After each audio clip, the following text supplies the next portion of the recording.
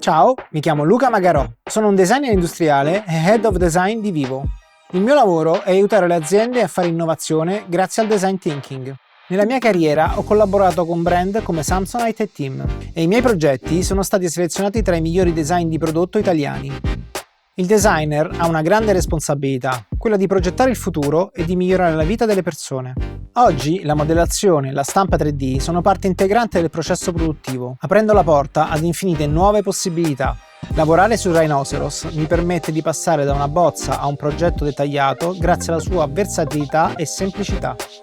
In questo corso di domestica ti insegnerò come combinare il design industriale con la stampa 3D per modellare e creare oggetti. Per il progetto finale useremo Rhino per disegnare e poi stampare in 3D una macchina fotografica stenopeica perfettamente funzionante.